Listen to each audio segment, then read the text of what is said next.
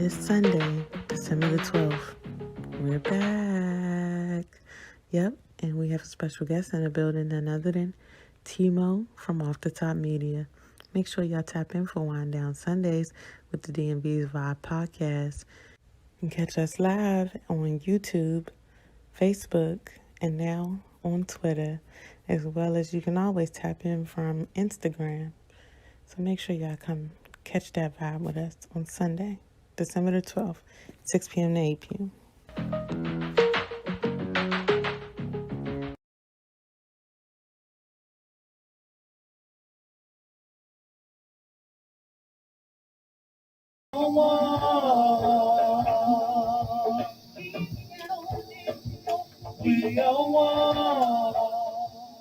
Happy Sunday, happy Sunday. Welcome to the DMV's Vibe Podcast. I am Miss Pink. And I'm Fearless Swagger. I know we've been gone for a couple of weeks. Yeah, it's been a minute. Yeah, it's been a rough couple of weeks, but we are here. We're back in the building. We have a special guest. Timo from Off the Top Media is joining us today. How are you? I'm good. What's going on with y'all? Nothing. So we had the pleasure of being on It's All Luv Podcast yesterday, along with your other two co-hosts. It was a pleasure being on y'all show yesterday. Explain to or introduce yourself a little bit more about your solo brand of Off the Top Media and how long you've been building it. All right, well, the Off the Top brand, I've been building it for about about 2 years. You know, I've been very consistent. When I first started it, you know, it was something that I really started with like two other friends of mine, but, you know, of course, you know, the consistency comes into play. So I ended up really being the only one that's building it. So I just really just kept it going out. And at first I was trying to incorporate, it's called Off the Top, because I was trying to talk about various topics like sports, music, and like the real life shit that I be talking about now.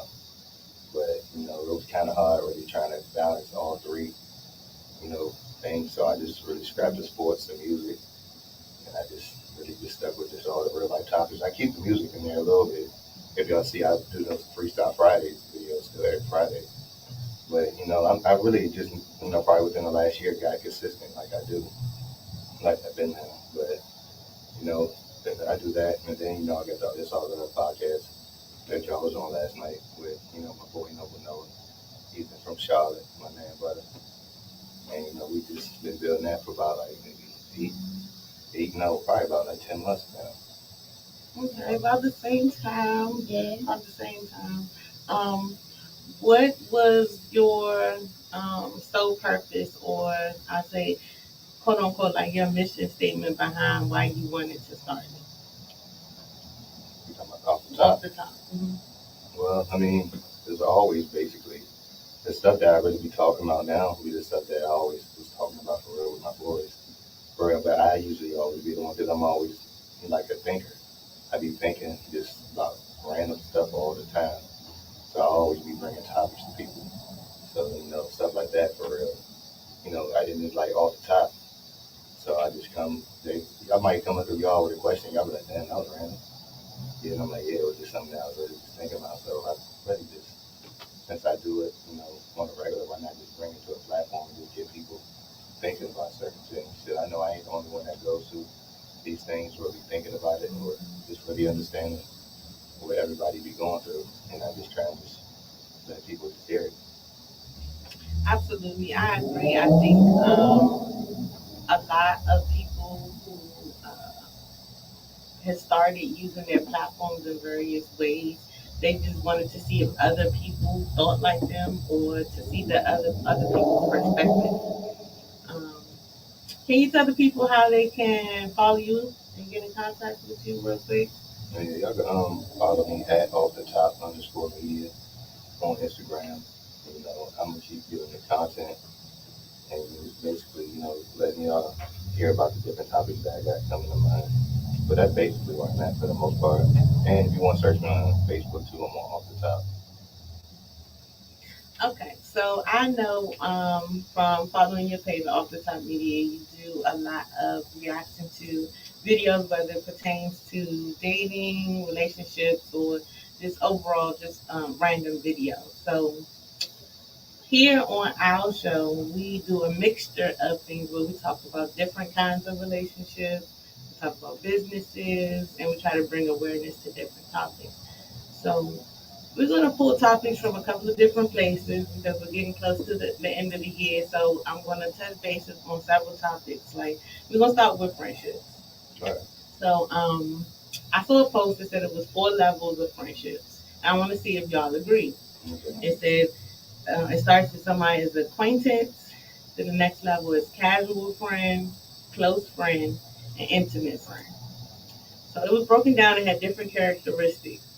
I wanted to see can people be interchangeable? Like your coworkers, can you put them on those levels, those 4 different levels of friendship?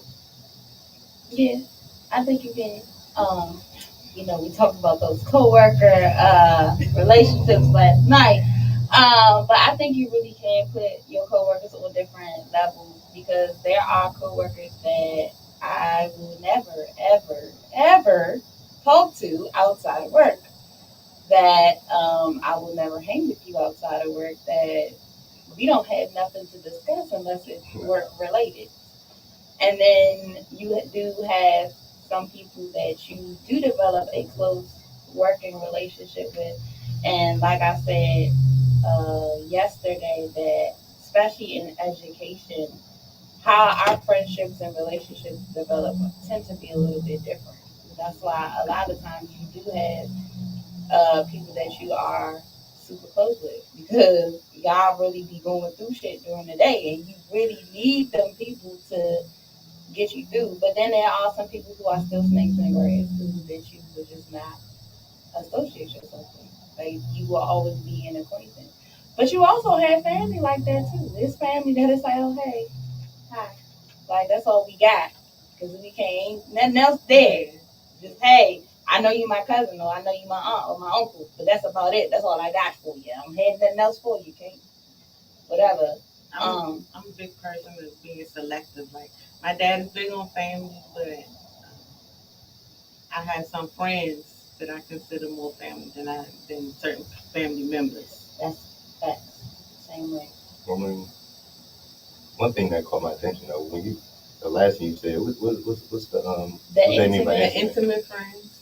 That just means they have more access to your life and they know more of the personal things than some close friends would. Intimacy, and I think that's something that people always, when we think of intimacy, we're always thinking of a sexual relationship or, and intimacy is not. Intimacy is beyond sex. It's not right. about sex, but you have a lot of people when they hear intimate, like that's the first thing that they think of. But intimacy is that closeness that you have with that person. And like Pink said, like that's that person has access to you. But that's somebody who knows you. Like they really, they know they can read you. They know when things are wrong. They know when you off. Like they really know you. And it's not about like that physical part. Because I mean, you have friends that you are really close with that just like they know your ass, and you can't. As much as you try to pull the wool over their eyes, they're like, no, you're lying. Right? They're gonna pull your call because they know you on a different level compared to other people who may be an acquaintance or that second level because they know the surface level, but they don't know the whole you per se. Yeah, I mean, me personally, I never had got like that with none of my coworkers. It's always really been me just, corresponding with them while I'm at work, and then when I'm out of work, they don't really hear from me. They don't see from me. I don't really talk to these dudes at work. Even if we do exchange numbers, it's just really talking really when I'm at work. Most of my friends is basically stem from back in the day, high school, or like I always say, friends just happen naturally. You don't really just go into a situation saying, "Oh yeah, we about to be friends." Y'all just end up most likely just clicking, and just creating that bond, and then it just goes from there. I think that's how really most of mine came. And for the most part, it ain't really happen from work. I understand that. I think it's easier for guys to make friends than it is for females to make friends. At this age, anyway. Yeah, I'm definitely at this age because. Like, you feel otherwise? Because just like I said, I don't really go out really making friends now. Like the friends I got is the friends I got. Okay, Drake, no new friends, no new friends. Yeah, right. And that's how I'll be. I have my select dudes that I talk to on a regular. I don't really, have like a big crew that I just hang with. Just my select. But you don't have to have a big crew though. But when we talk about making new friends now, I mean, if it happens, it happens. But I'm not really, out here looking for friends to make. I don't be looking for friends to make either, but I just make I always at every we're in education again. At every school that I've been at, I always be like, if I make friends with somebody, cool. If I don't, that's cool too. Like I'm at the end of the day, I'm there for my kids and I'm there to get my home. But I've always found that I've clicked with people or I became friends with people. Like the very first school that I worked at, like I still talk to those people today. Like I swear, like 5 of us have been in a group chat for like 10 years. And we all still in this group chat, you know what I'm saying? And we don't talk every day, but I know that if I need something, like they will be there and we're each other's biggest cheerleaders and stuff like that. So that's like my tribe of people. So in that every job, I've always had 1 or 2 people like they're my people, and they're still my people today. Like I can still text them right now, or we hang out from time to time, or whatever. But everybody got different lives. Some are married with kids, some not married with so. I can't say every job. I mean, I think parking planning because I worked there the longest.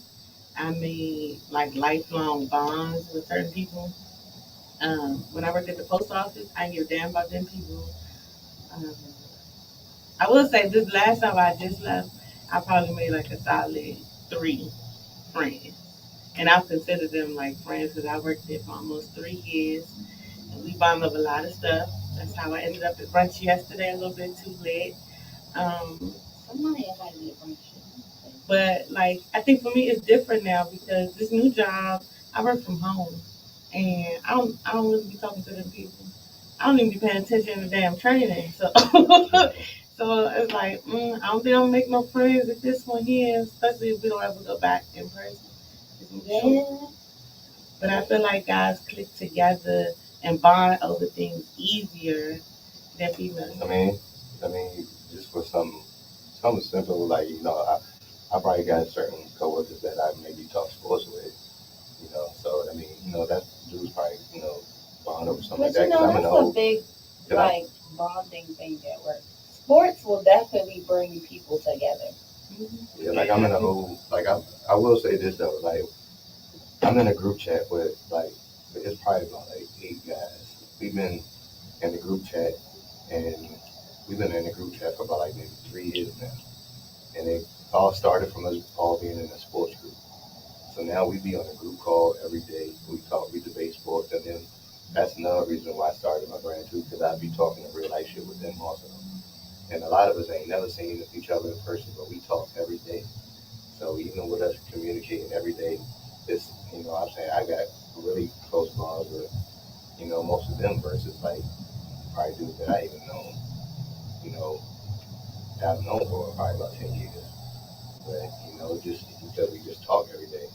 Some of us has actually met up. But, it's it's just, I feel like it's just really just different for,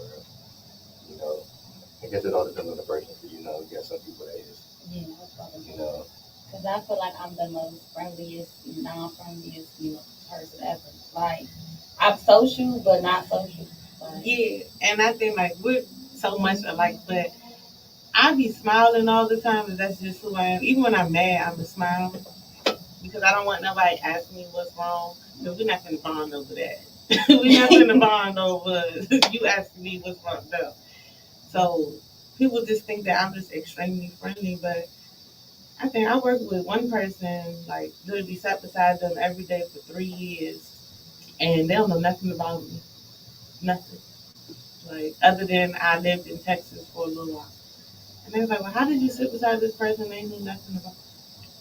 I didn't like their vibe, so I didn't talk to them. And that's another thing that you just see, you're not going to click with everybody. And I hate, sometimes I've been around people or like people I've been with friends and like they other friend group, and I'm just really not feeling the friend. So then it's like, oh, what's wrong with her? And it's like I'm just not feeling y'all vibe. Like everybody's not your cup of tea, and I'm not everybody's cup of tea, and that is okay. And like I think, oh, thanks, friend. But I think people just don't see that. Like people take everything so personal, and it's not. Don't necessarily have to be about you. It's just I just ain't feeling you, and just sorry. Like don't take it personal. Just I mean somebody else likes you. And honestly, because I'm getting ready to leave my job in 2 days. Yo, That's on countdown, y'all. hello, because fuck with people. Okay, I'm gonna miss my work soon, but that's the one thing I noticed at the job that I'm at now. Like people take a lot of shit personal, and it's dumb because you're too old for that. Like I'm not. I don't like everybody. Trust and believe. I'll speak to you, whatever. But just because I speak to you, don't mean that I want to be your best friend. It doesn't mean that I want to start a whole full blown conversation with you. I'm just a cordial person. But you got people who take it personal because even though I'm new, I may have bonded with someone else and we bonded quickly. You know what I'm saying? And it wasn't a forced connection on that. Like y'all just click. Like if the energy is there, the vibe is there, like you're gonna bond with somebody. And to me, those are the best type of friendships because it wasn't forced. Like this is just like I'm me. Like the same way I talk here, I talk at work and I talk to the kids the same way. I just don't be coming at the kids. But I talk to everybody. I'm the same person all the time. Like my energy literally is the same all the time. But you know what I'm saying? So just don't take it personal because everybody ain't for everybody. Yeah. That's it. Everybody's bond is different. You know, like even me, I got this one me and this one coworker. You know, we always be talking shit with each other. You know what I'm saying? Probably be actually, what we would sit and go back and forth. But that's not everybody. We don't do that with everybody. Everybody got their certain bond. Certain things that you do with certain people. So absolutely, I agree. Like there's a post that says different people get different sides of me, and so this was a big debate. And they said, well, why do you have to show different sides to different people? Why can't you just be yourself?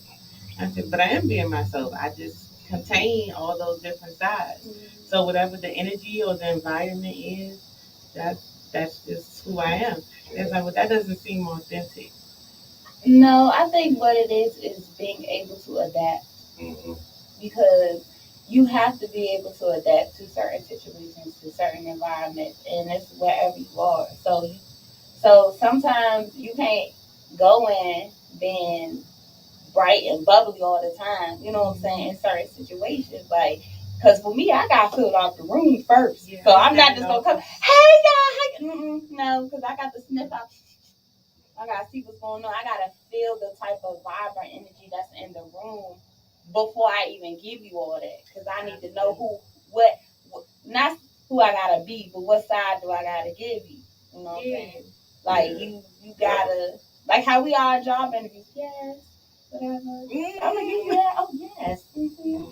But then once I get into the work environment, I see how this. Oh shit, that y'all act nothing like that. You know what I'm saying? I mean, I guess it's like a code switch, essentially. I mean, I'm just really just playing off your vibe for real. I'm not a lot of dudes probably say you acting funny. It's like, no, I'm really just playing off your vibe for real. Like, I mean, it's just, I ain't trying to, switch up. I basically me the whole way. But, if you act funny, then I already know how to play you. Absolutely. Like, it's always, well, I've always been the person who joins or gets invited to other group things. And they always be like, well, why are your friends so quiet? Or she's so sad. Once I'm comfortable, it's a different story. Like my personality come through a little bit. But if I'm just me and you, especially being in a public place, I ain't really got too much to say. Because I need to see how them other people gonna act in public. Because granted, I can only control me and how I react and respond to things. But some of y'all don't know how to act in public. Mm-hmm. I'd be like, you know what? I'm never going out with the people ever again. Or I'll be like, listen, I gotta bring somebody I know with me because I can't do that group by myself. Are y'all saying going out with people that you don't really know for real? Because some of our friends have other friend groups, and they'll invite us. So men don't do that. Like y'all don't have where your homeboys be like, oh yeah, come out with me. No, and back in the day, see, they always was mad at me. Maybe they always was mad at me because they would always tell me to go. They asked me if I want to come out, but if I already knew how certain dudes move, I'd be like, nah, I'm cool. I ain't fucking with y'all. Yeah, but we saying like you say your homeboy like, all right, come out with me and my boys watch the game, right? But you don't know these homeboys that he's inviting you out with. So when you get there, like you feeling he that person that has you all over there. Right. The first, usually though, when my boys say that, I trust their judgment. You know, when they say, oh, he cool. You know what I'm saying? A lot of times when I do get into this environment, you know, dudes do be cool. You know, I feel like, you know, sometimes you gotta understand what friends will click with other friends. Yeah, I got friends, and I'm just like, yeah, y'all can't hang together. Yeah. It's always people who have like those strong personalities, or they really ain't got like no filter. Like I know I don't have a filter, but if y'all remember, we had guests, white girl. I can't even answer the phone on speakerphone when she called me because I don't never know what she's gonna say. But she's one of my favorite people to hang with. But I know some people would take her the wrong way sometimes. Mm-hmm. So I was like, do I want to mix and mingle with certain people? So I try to be selective. But at the end of the day, if it's something for me and we celebrate, look, come and just I ain't got time for no bullshit today. Yeah, well, pretty much me and my friends are all very similar in many ways. It's just some of them just need amplified 10 times. So I'm gonna ask this next question because it correlates with those levels of friendship. Would you ever date someone's ex, no matter what level of friendship? Hell no. No. Yeah, no, I ain't with that. Hell no. No matter how much time had passed away? Fuck, because in my mind, your penis was in that girl's vagina. That's all I'm gonna be like. Ew, like that's nasty. And I don't care if 10 people came after that. That's all I'm gonna be thinking. Your penis was in that girl. That's all I'm gonna be thinking. So this question came about because, of course, you know the whole thing with Omarion and those things, and so that was messy. Yeah, that was really messy. But I've seen people who I know for a fact dated in like high school, and now you know we're like 15 years removed from high school almost, and something like that, and they haven't talked to the other person, but they ended up talking to like one of their ex's friends. So does the level of friendship? Does the level of friendship matter for you to say no? I'm not doing that, or it doesn't matter what level? Are you saying like close friends? Right, like on any level. I'm pretty sure if it's an intimate or close friend, it's no.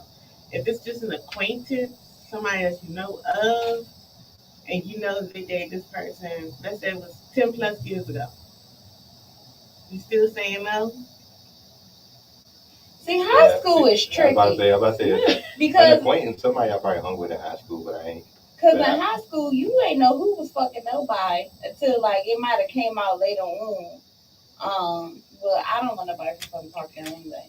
But just say that.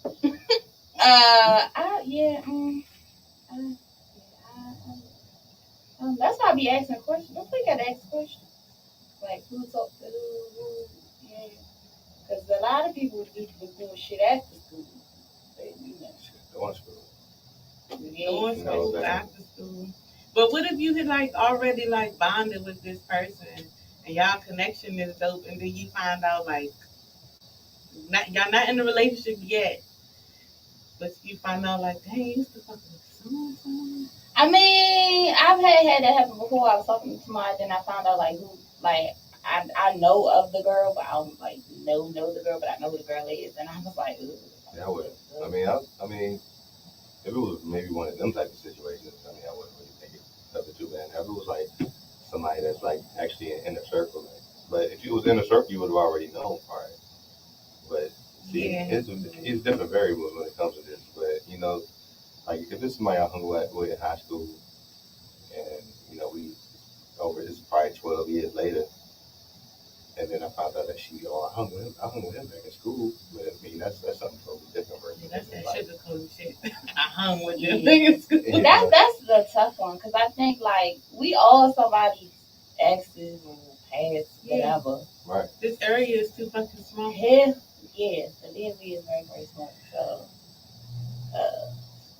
that's why you gotta ask questions, especially if they got baby mamas. Who is baby mother? Okay. Man, sometimes these people be lying. They This- be lying. Yeah, you already know what it is now.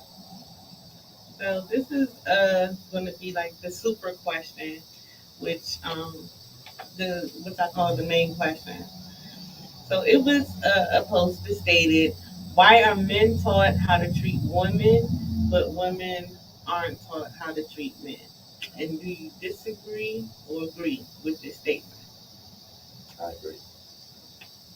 I Why? mean, Yeah, why I do mean, you agree? but, I mean, I just feel like really it's always really just like the double standard really coming up. You know, us coming up as kids for real. I mean, and that's just you know how it naturally happens. Even when we're young, we really just you know boys just really more carefree. Y'all coming up with the whole they're giving y'all the nail sets. You know what I'm saying? You know, basically the play of them. You know, teaching y'all. Stop it, you going? That's the tomboy growing up. I ain't nice.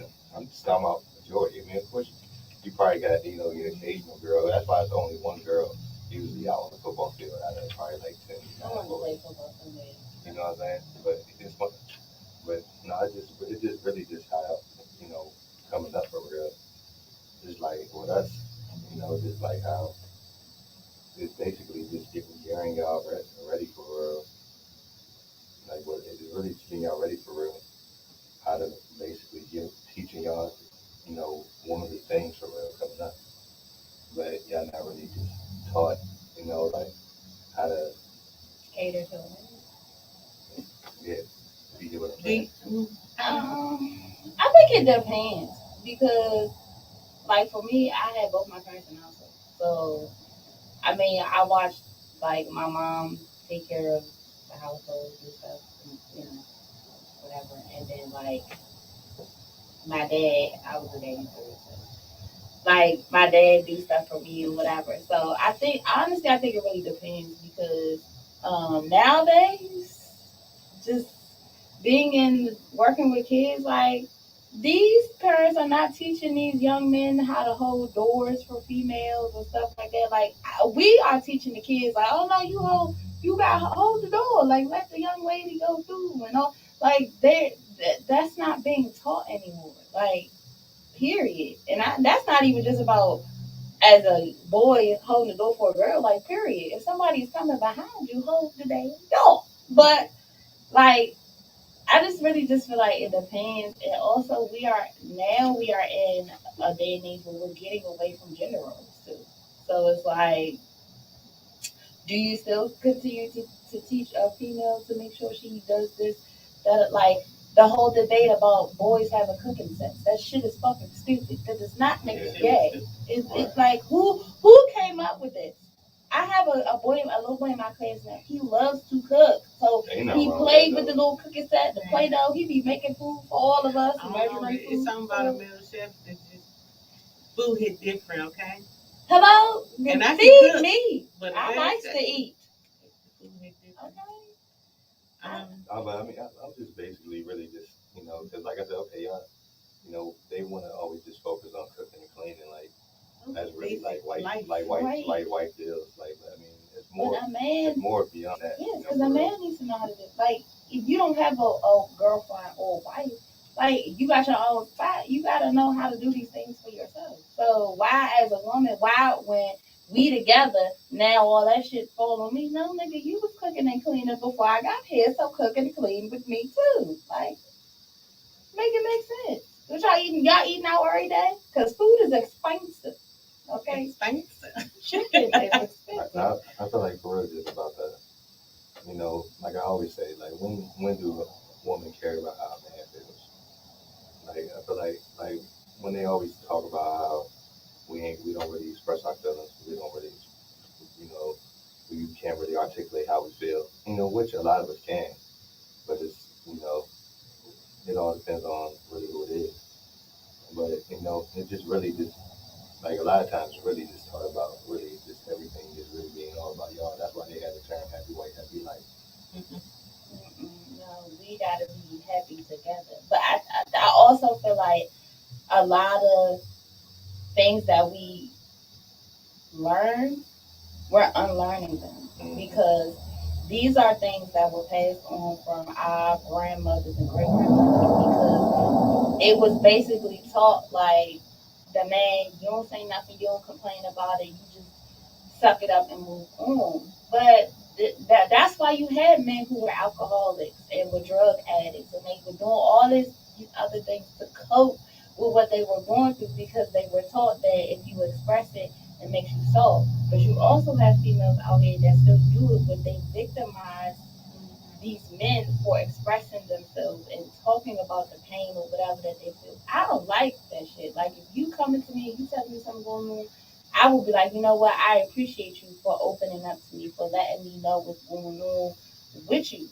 But we, as women, we don't create a safe space for men to feel like that. And they didn't back in the day either. They didn't. When a boy fell off his bike, he ain't supposed to cry. No, you better get out and brush off and get back on the bike. You know what I'm saying? But that little nigga hurt. Right. And he gonna cry, but y'all like, no, don't cry. So it starts with some people's parents not creating that safe space. It's understanding, you know, it's okay to cry, but you know, understanding on when to like get on for crying. You know, you can't just get on them for crying. Like, you know, physical pain versus, you know, different kinds of pain. The physical pain, okay, but you know, like you said, him falling off the bike, something totally different. But you know, just because you got in trouble because he didn't take the trash out, now you crying. Stop crying, boy. Yeah. I mean, I think it's if he really get punished, you probably say it. I think it's really just taking time to talk to children. Period. We're not gonna say just girls or just boys, but talking to the children to help them talk through their emotions at a younger age will help them be able to talk through those emotions as an adult. Because when you become a dismissive person of the child's feeling, they grow up thinking that okay, but they're not listening to me anyway, so I'm not gonna talk about it. And unfortunately, it happens with a lot of men, and we're stuck as a female trying to figure out how to break this new level of trust down for them to be open and vulnerable. So I want to read a comment that the Q Spot podcast said, and this is a great point. Back in the day, I feel that women are groomed to be wives and mothers, and men are not taught how to be husbands and fathers. And I definitely agree with that. I had this conversation before with some church folk. Okay, with the church folk, because growing up in the church, I said, how come you are always talking about how the woman has to be a wife and she has to be a virtuous woman and she has to do this and she has to look like this and she has to dress like this, but you aren't teaching these men anything? How come women are forced to be held accountable? Because we're going to be a wife and mom someday, but you're not grooming. You don't groom these men to be husbands. So we're definitely taught a little bit more in a way to cater as a wife and as a mother. Why I feel like they're not taught how to be husbands? Listen, I agree. Because how you treat somebody is not necessarily being taught how to be a husband. Because the husband is a characteristic for you, but how to treat somebody is overall like a human being standard. Right. So I mean, that's just like you say. At the end of the day, but regardless of being in an intimate, or physical relationship, you have to be able to have to learn how to treat everybody. Right, but With the, not good. mm-hmm. No, I was just about to say. I kind of somewhat agree. You know, because I feel like coming up, even with the dudes, I always talk about this with the fathers. It's like a double standard when it comes to like, raising your sons and your daughters. With your daughters, you really out here trying to teach her what man, since you know how men act, you try to teach her what men to look out for. You try to tell her what kind of men to really look at. You basically try to teach her what men to look out for. But with your son, you basically out here, you cool with him, basically hitting different. Being a whore. So you basically, it's like you teaching your daughter to stay away from men that your son is. And then, so you ain't really having the same energy when it comes to both of them. Mm-hmm. So it's like, if you really want to put that energy with your daughter, you should be teaching your son to be that man that you are teaching her to look for. That's absolutely right. All players have daughters, so if you have it, it's like all players. but basically, but that's what you see though, like, and that's what we're talking about, like with the comment that was made. You see that we are taught like we gotta get married, but men aren't taught how to be husbands, like and what to do. And I'm not saying it's a handbook out there. Like I said, y'all talk out of like really like do this, I guess, the cooking, cleaning. But it's more. That's what I'm saying. But so what wife means? What I'm saying? What wife stuff? Because like I say, a lot of times, like I said, our feelings for real, or anything that we go through for it gets put in the background. So ain't that really? But it doesn't have to be that way. Like I feel like that was how you things were taught. Hold on. What you go through and becoming a husband, the best way for me to word it is everybody has been through some shit. No matter how big it was, how little it was, somebody has experienced something that has made them feel a certain kind of way. They might have hit it, they might have healed from it. But we all experience things. Sometimes I have learned now that some people's goal is not to be a husband, but at least be a decent man in the world. But those of you that are husbands and aren't good husbands, it's like, hold on. Like, do you think that a lot of people don't know what it is to be these things because they never saw anyone in that role? Right. They probably haven't. And I feel like that a lot of stuff that we see now, it all stems from stuff that we saw and didn't see growing up.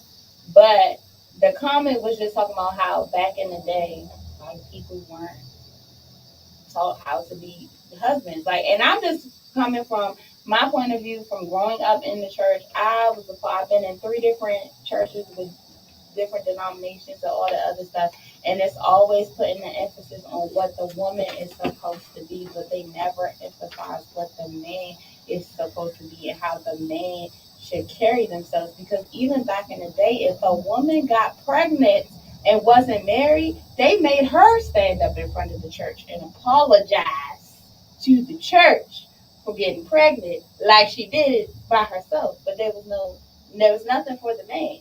So this is what I'm saying. Like, it's forced. It's women. You need to do this, this, and this, but they not doing this with the men. And I will say this: I don't condone like a woman telling a man how to be a man.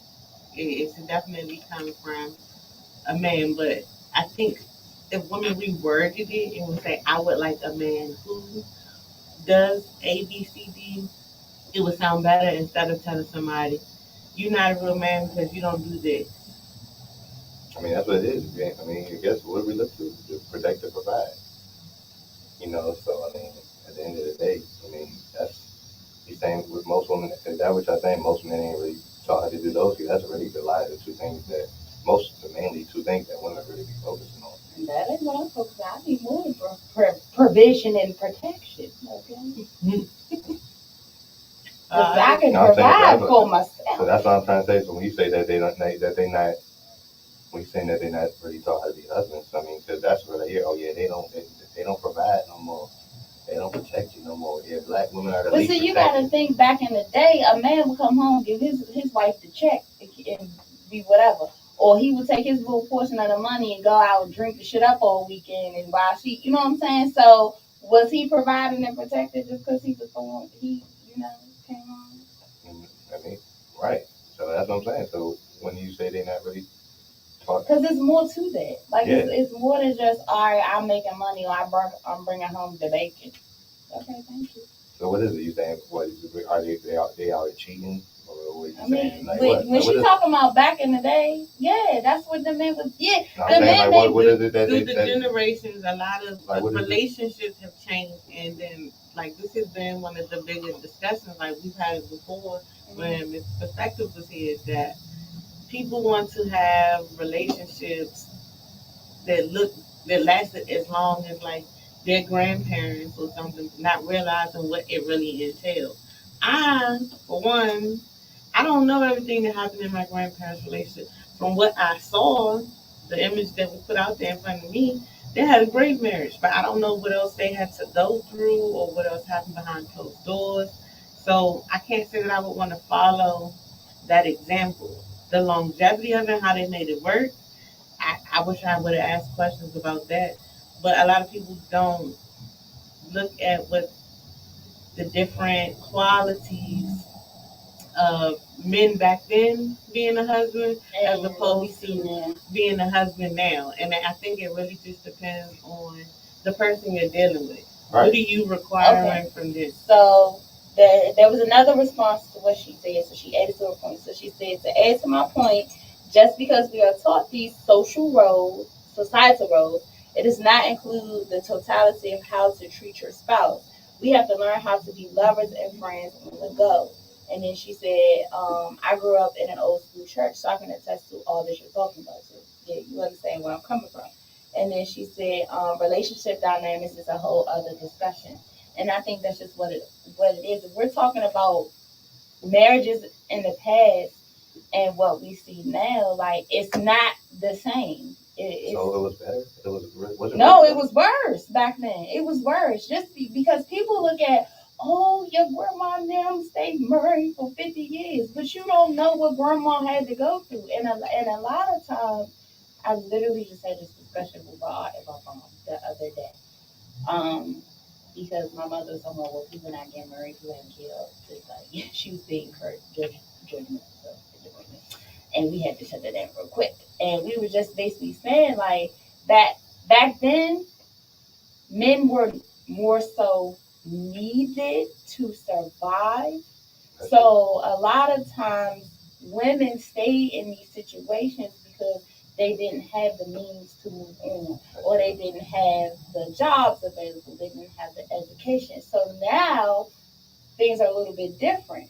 Now we can provide for ourselves. We can bring home the bacon and cook that shit up ourselves. So now for me, it's like you gotta give me more than just, oh, I'm a provide and protect. Because now we can carry guns and all types of shit. So we can do those things for ourselves. But it's more to that. Like they just you can't who ain't with you at night. Me, myself, and motherfucking I until I find the right one. Okay, like yeah, I can provide for myself, but I need more. Like the fuck, I don't care about your money. That means nothing to me because I got my own. Give me something I can't give myself. Like that's me personally. Like what can you pour into me? What can we learn from each other? Right. Like I really don't like that statement that Dave Chappelle wasn't Dave Chappelle. I want to say it was it Chris Rock? Chris Rock. Had that statement about only people who get unconditional love is women, children, and animals. Yeah, and that's not. That's really I don't like that. I mean, that's how it is a lot of the times. I guess, like, it's unfortunate. Let me ask y'all something. When do y'all start? Because I ask this all the time on our show. When do y'all start caring about how a man feels? All the time. All the time. I care about all the men in my family, or if we're talking, I ask people, how are you? How was your day? And I genuinely want to know. I don't say shit just because because like I literally I'm checking in with you. Like, are you okay? Like, what's going on? Like, you know what I'm saying? Like, I genuinely care. Like, I want to, because mental health is important to me. I lost a friend to suicide, so I want to know, like, are you legitimately okay? Like, how's your mental? Like, what's going on? And I want you to feel like I'm in a safe space, because I'm not gonna throw that shit up in your face. And whatever we discuss, that's between us. That's nobody else's business but you and but you and mine. And so I genuinely care. I can't speak for other women out here, but if I'm asking you how you are, like, I really want to know, like, are you okay? Keep the same energy you have with your girlfriends, with the men that are in your life. If you give somebody the time of day to even like exchange numbers and start having conversations with them, check in on people. Especially if you live in the fucking DMV, because in the blink of an eye, a person can be gone. I think it's highly important. We talk about mental health all the time, and I think a lot of people take it for granted. Like, oh, it won't be one of my friends or one of my family, but it's really a deeper issue. That shit could just happen in the blink of a minute. But the fact that, that's basically, because I ask that question all the time, and a lot of the times you get the answers, oh, once I care about how he feels, or once he does this, or once he does that, or I'm not going to do this for a man because of what I've been through, or I'm not going to do this for a man because I've been through this. And I'm like, okay, you keep saying that, but have you ever thought about, you trying to deal with this dude, have you ever thought about what he's been through? And can't really answer it. Like, oh, so you haven't really thought about what he's been through, but you because people don't all ask. up on some broken ass people, man. Because people don't ask. Okay, so somebody said, see, why niggas always want to bitch from me? So, just curious, can a man that's broke and has ambition, can he get your number? I've talked to somebody that before this broke, and what define broke? Because to be honest, you say you've done it before. Yeah. To be honest, I'm gonna make more than the average man in this area. I'ma just be honest. Let me pull out the Kevin Samuel numbers real quick, okay? So he said the average salary of a black man is what, 40-something thousand a year or something. I make more than that. Thank you, God. So I make more than that. So what's your definition of broke? Because to be honest, I'm going to make more than, and I may always make more than any guy that I've ever tried to date or deal with. So it's not like asking if somebody doesn't. They you mean don't like they have don't have a job right now? Right now, yeah. I've dated someone who didn't have a job, and while we were dating, I helped him find a job. Well, I mean, he helped himself find a job, but I found ways to motivate him or to speak positive things to him for him to. When you date someone who has a record, it becomes extremely hard for them to find a job, and they get a lot of, especially black men, get discouraged when it comes to looking for a job once they come back home. So it is highly important that if you date someone who has a record, or even if they just lost a job, period, like, speak positive words into people while they are in dark or downtime is just super important, because it goes right back to their mental health and creating that safe space to have those conversations. I don't like when people be trying to do those narratives as if black women only look at people within their tax bracket. Yeah, or all about, like, I tell people all the time, I'm not materialistic. Like, it's not about money for me, because I can take care of myself.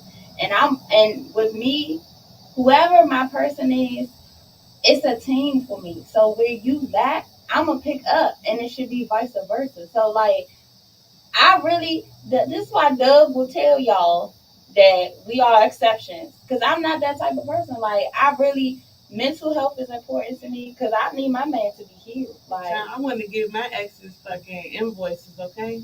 All the money I fucking spent. I need you to be healed. Like, I need you to be okay. Like, everything isn't about money. Like I said, I take care of myself. I can do for myself. So give me more than that. Give me something else. And you asking me who I'm sleeping with at night. What the fuck? Yeah. You can have a nigga that got all the money in the world and treat you like shit. It can be giving you money and then still don't sleep with your ass at night. Right, and you still sleeping by yourself at night because he out doing whatever the fuck he want to do. So like that, nothing. That means nothing. Yeah, those people who settle for those things and they think. So we're gonna talk about deal breakers later. I don't even want to go into that. He already getting into I don't that even based on what his comment that he. We're gonna get into deal breakers later. We are gonna take a quick break. I'm gonna play 2 songs. Y'all heard Godspeed. It was released by Jesse O'Daly, who was here a couple weeks ago. It was released on November 30th. It's become one of my favorite songs right now. Along with I swear, Bishop King has dropped music almost every week. Bishop King got 85 songs out right now on Apple Music. Yes, and it's all on Apple Music. So we're going to play a couple of songs from Bishop King. If y'all don't know who Bishop is, it is the rapper from the One Band. Shout out to the One Band. But I'm going to play Jesse O'Daly Godspeed first.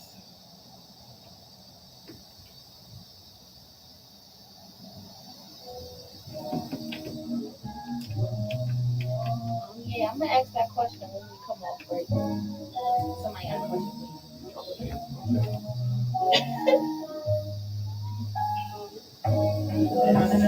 for you.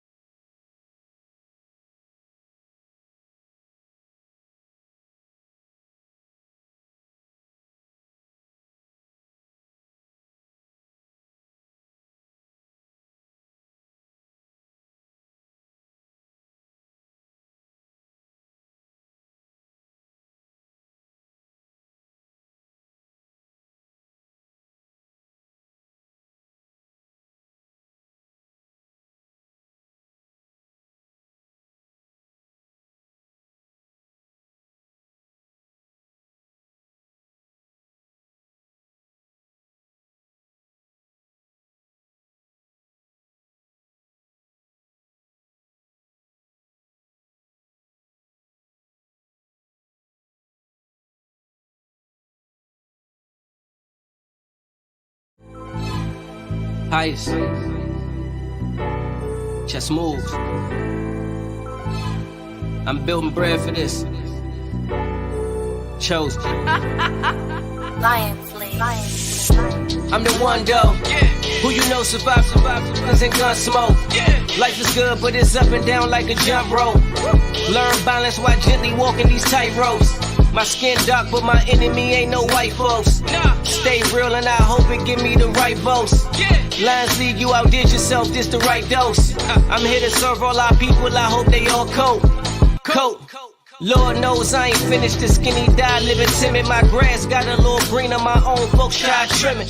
Always did for my brothers, I gave them perfect attendance. One game good, but are you good if they jump you? Do it for the hood, they say the hood, they don't love you. They do.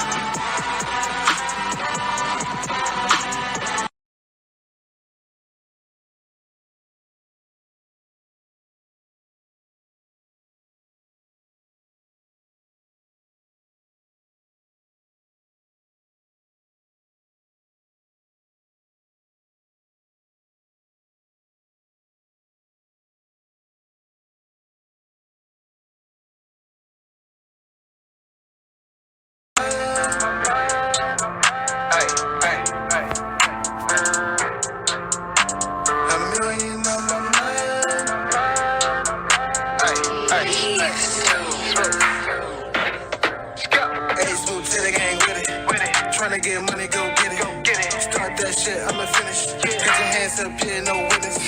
Niggas got weight, no fitness. If you want a young nigga, go get it. Stand out, nigga, misfit. Keep the money, man, yeah, I'm gon' get it. More stripes than a fucking highway. No time for my nigga J-Way. They keep looking, nigga, replay. Nigga, money stack, yeah, all day. Boys in the hood like Trey. Got more work than a resume. No shortcuts, took the long way. No KKK. Started from the ground, rockin' hood, MGT. Take that shit back like it's 1993. Wild boy, tatted gang in the centerfold. Turn the next page, you see us in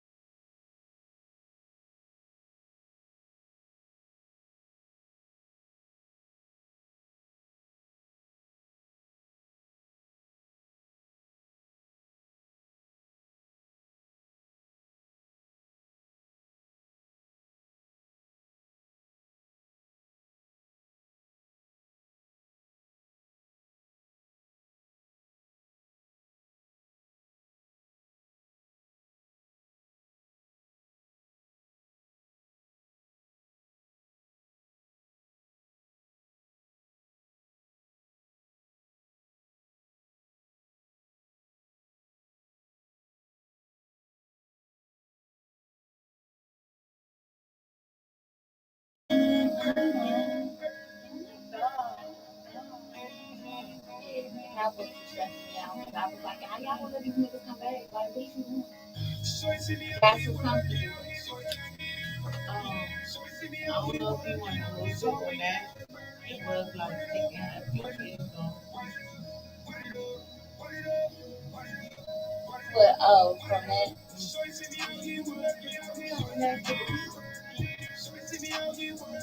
You want to put it on the other side?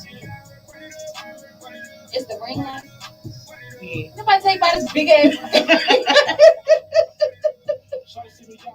The camera supposed to be up there. It's so bright. I can't even use it until summertime. Hell I know she in love with a bird, can she fuck me and still make sunny service? Shawty so gifted, her presence a problem. My mental though like we young in the doctor. When she was sick, man, that shit is a shocker. She love my Texas, she tatted like rockers. When we do dinner, escape with the lobsters. Not from the hood, so she always be proper. Stay on my side like we Batman and Robin. If I say get on you, it look like you on a ship and you just. Because I'll be able to read the comment. Run it up, run it up, run it up. And there you go. You can put it closer to the. No, not that way. Just put it straight to you.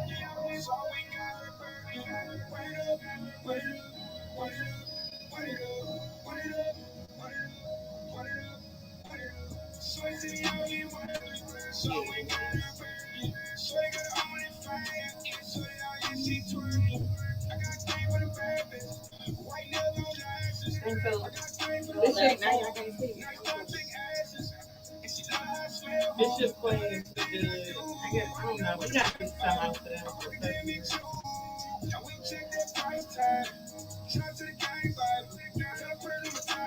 Gimme gang. We should just take breaks during holidays.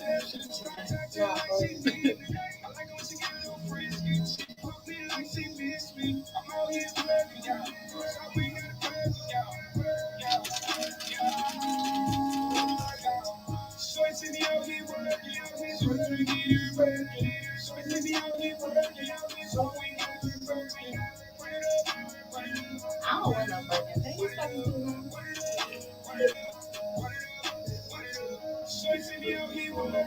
too long. You don't want to get a $20,000 bag. Countdown concert is coming.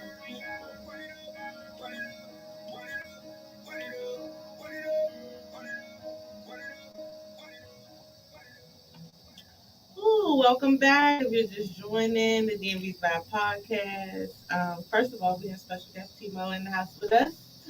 And the songs that you just heard, first one was God's Bed by Jesse O'Delly, which just dropped on November the 30th. The last two songs were by Bishop King. The second song was Ride, and the third song after that was Birkin. Shout out to Bishop and Jesse O'Delly for the music on Apple Music. Yes.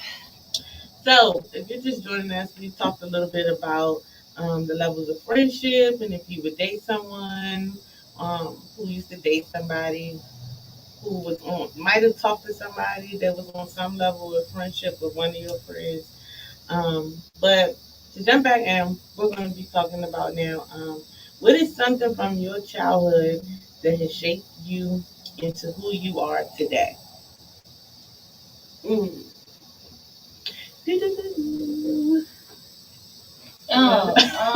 She's up, zoned out of here. No, because I was thinking. I'm going to say, I guess for me, it's probably like growing up being the fat friend. And I know it's probably going to be like, what the hell?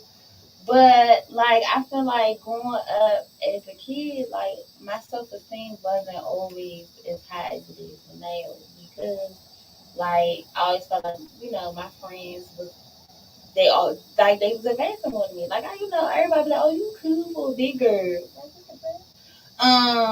But, like, everybody had boyfriends and all that stuff. And I was like, dang, okay, I was the friend that would go and hang with the little sister while the friends was talking and shit. Like, I was that friend.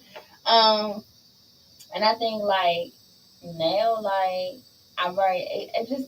it kind of molded me into being confident, the confident person I am now. And so that's why, like, working with the kids that I work with, like, I teach them to love themselves. Because I feel like if I would have loved myself a little bit more, I probably would have made better decisions. Like, not really like childhood, but probably like in my teens, early 20s. But because I didn't love and appreciate and value myself, that's why I made decisions I made. But now, like, for me, I don't give a shit. Like, I bust my ass in the gym.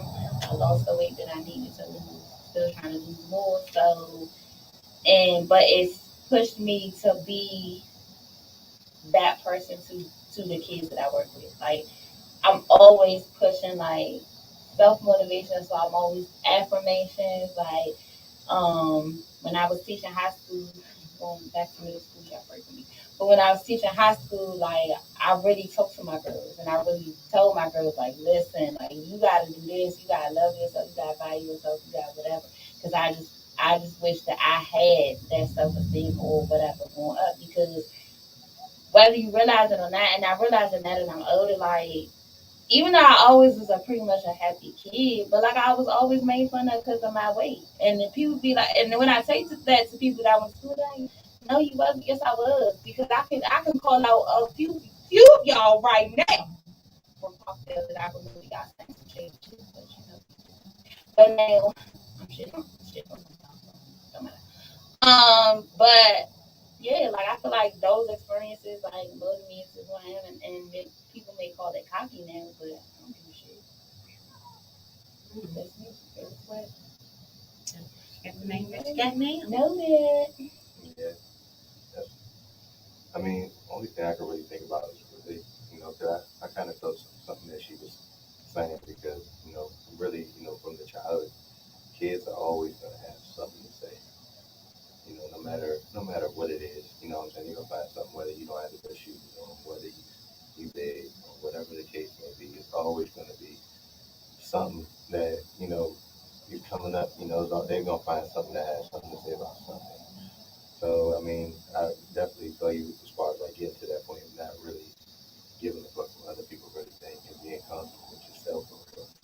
And that's probably really the main thing that I really just got into for as I got older. Going out, making my own decisions, not really giving a fuck what no one else thinks. I move how I move, and this is how I'm gonna move. And if you don't really fuck with it, then you just don't gotta be around it. But at the end of the day, I think for like when you was a kid, and I know that I see this now even with me having a 7-year-old, it's kind of odd to really tell a 7-year-old to not really care what other kids are saying about it. So I mean, like, And I think with that, I think social media and stuff makes it harder for kids too, because kids are cruel. They say some mean things. Like I done heard kids say some stuff to adults. I'd be like, "But goddamn."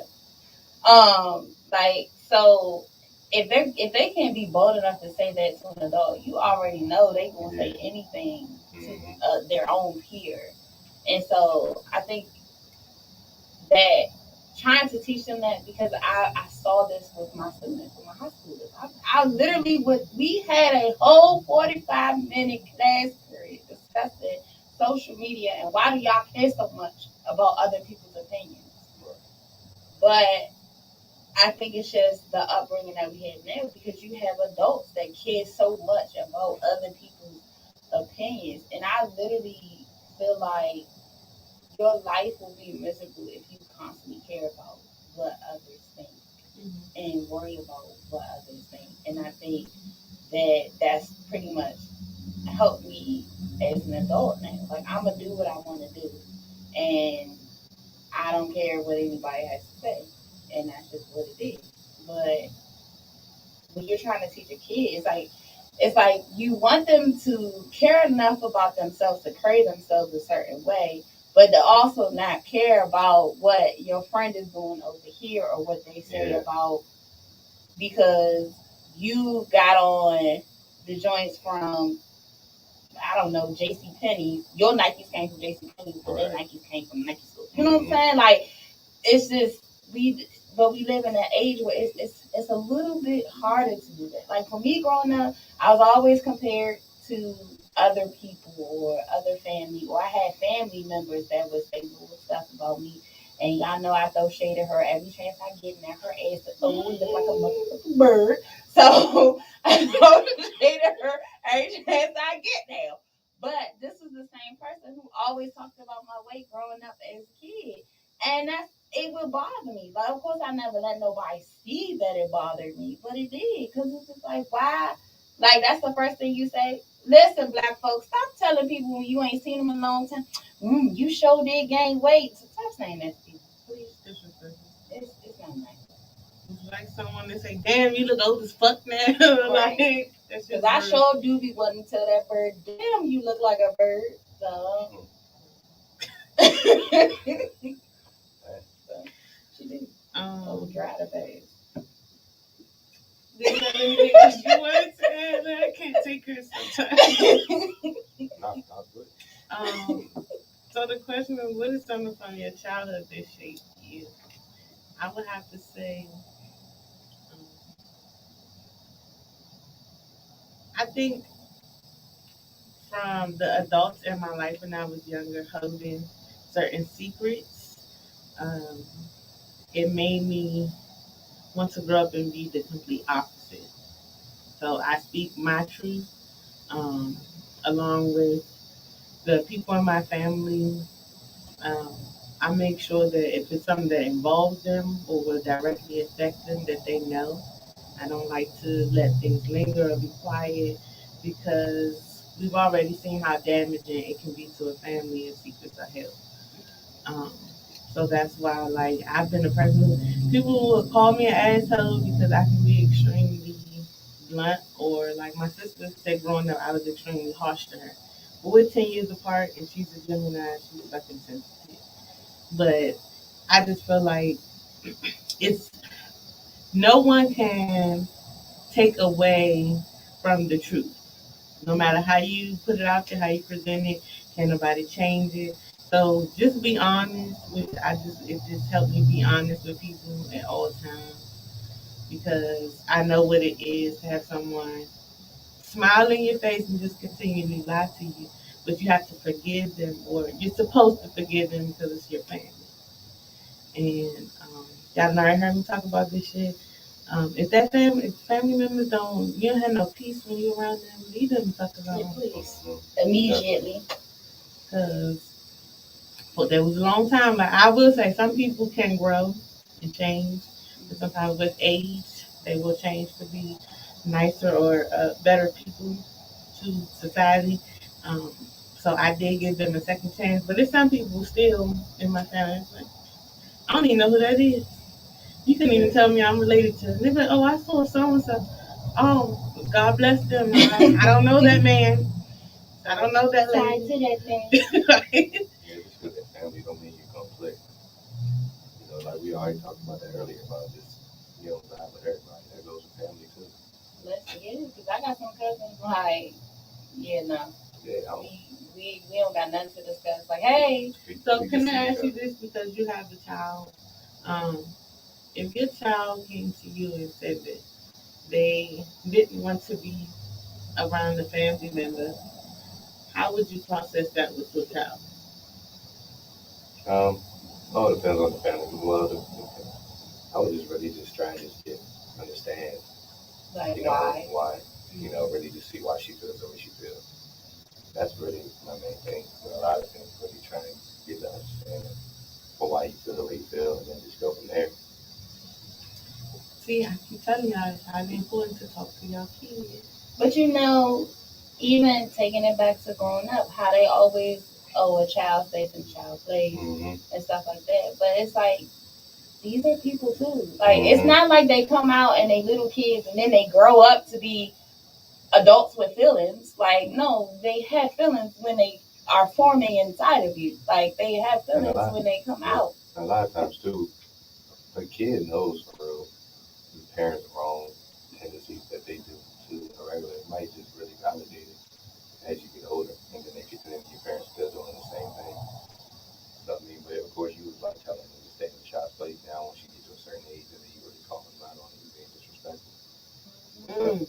I mean, Right, we didn't talk about this before, how different generations, when we start to speak on certain things or ask questions about certain things, instead of just following what they say we're being disrespectful.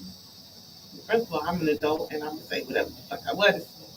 But I think I don't understand the disconnect there with the generations of not allowing people to voice how they feel, especially once they've reached adulthood. They still think it's being disrespectful. It's just, I think we're just at a age now, and definitely in the Black community, we have to unlearn a lot of things, because a lot of stuff that we are doing or beliefs and stuff have been passed down to us from generations to generation, and then even some of the stuff that we have taken on was passed down from slave time. A lot of the stuff that we do is European bullshit, because a lot of the shit that the Euros brought over here, the Anglo-Saxons, bullshit. And I so, don't even know what you just said. and so we do a lot of the same things, and I just feel like speaking up for yourself as an adult is not disrespect, because you as an adult would speak up for yourself in any type of situation, but it shouldn't feel disrespectful because I'm your child or I'm your niece or your nephew or something like that. Like, I'm at the end of the day, I'm grown. I'm a whole grown person in these streets. And so if I'm coming to you and speaking to you on an issue that I see or I feel like, it's not being disrespectful.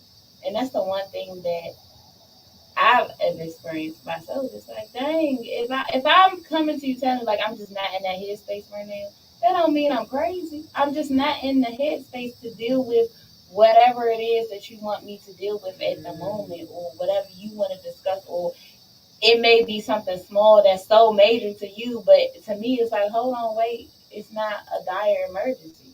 So it's something that we can deal with, but I'm just not in the headspace to deal with it. But that's just something that Black folk got to get over. Yeah. So it just can help us transition to the next topic, deal breakers. So I'm gonna ask y'all what y'all deal breakers are first. The follow-up question is, do you think they were set by what you saw growing up, or from personal experience, or a mixture of both? So we're gonna start with Timo first. What's your deal breakers when it comes to a relationship? I'll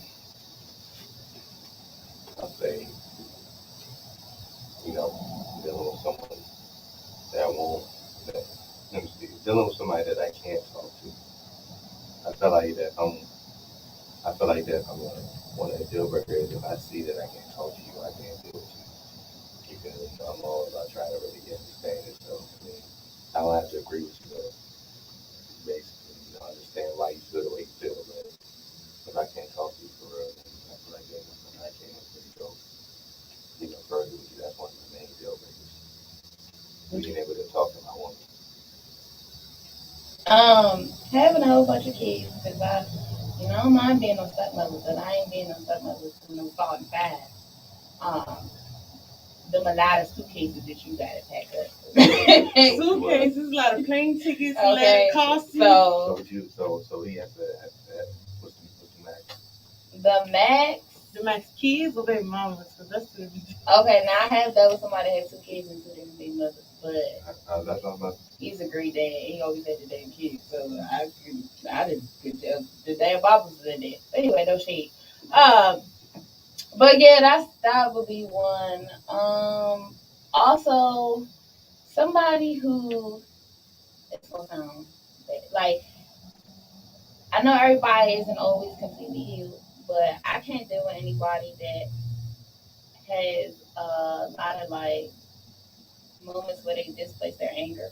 Like if I come to you and I see you, like I pay attention to people, and if you're like lashing out, and I'm like, hold on, wait a minute, like what's going on, whatever, and I'm telling you like you're lashing out at me, and you still like it's not registering or it's not clicking, then I can't be bothered because to me that's like I don't like aggressive behavior. I don't like shit like that. Like don't be aggressive with me.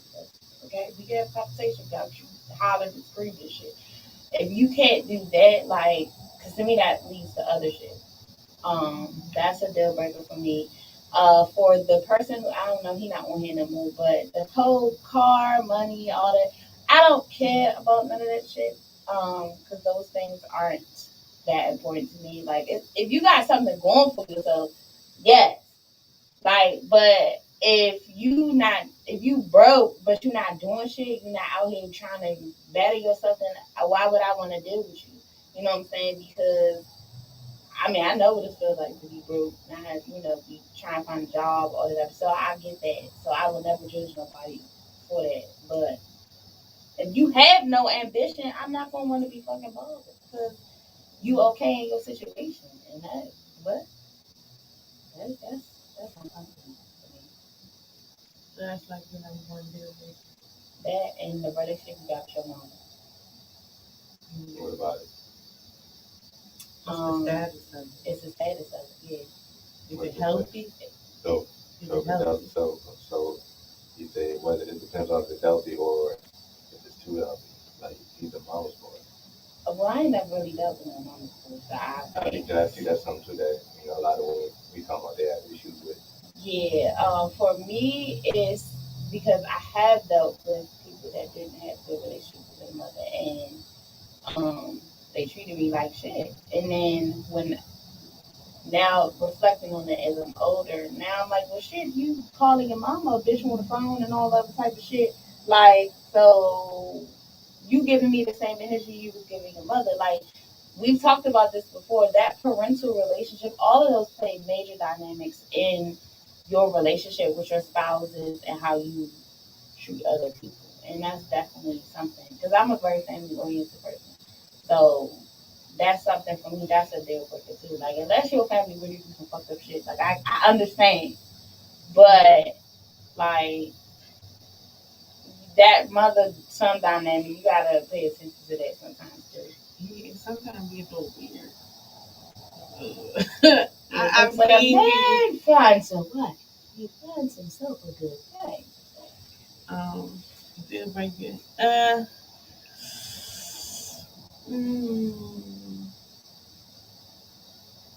always deal with the multiple kids, so I was trying to find something different. But right there, that's the only thing that's still there, the multiple kids. With that too. I can do 3 kids, but I need to know if I'm going to date somebody who has kids. I need to know what type of co-parenting relationship. Yeah, that's important too. Because I ain't got time for nobody to be jumping out acting crazy. Because they still in their mind, the back of their mind think, well, I'm gonna work shit out with my baby father. And yeah, I done been put in situations where the person that I was dealing with, they thought the situation was over, but as soon as they seen that we were in a relationship, they mom started acting crazy. So it's like, just don't bring none of your drama over here, because I promise you, I ain't gonna have no drama. What if he has 3?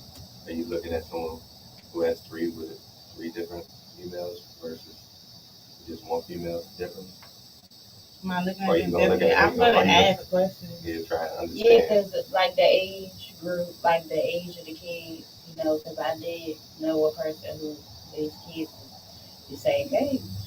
And, Yeah. wow. Some people may. But you was cheating on the one baby mother with the other joint, and you got drunk, and whoop, here came the baby. So that's why you got the kids the same age.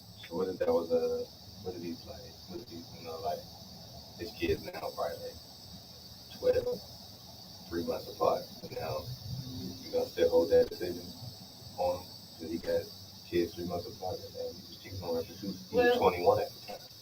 Well, I'm gonna tell you why I don't judge, because like my family, first of all, the shit that happened in my family is just beyond me.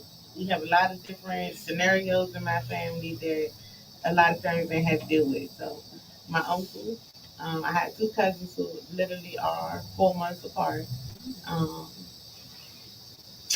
Yeah, that's a whole nother story. But they're 4 months apart, and then he also has 2 other kids.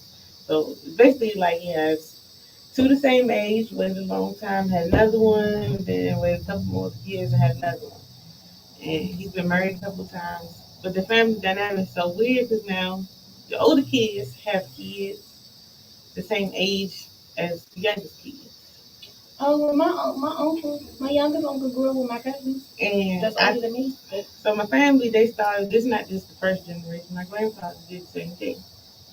Like, I have an aunt who's the same age as my little brother.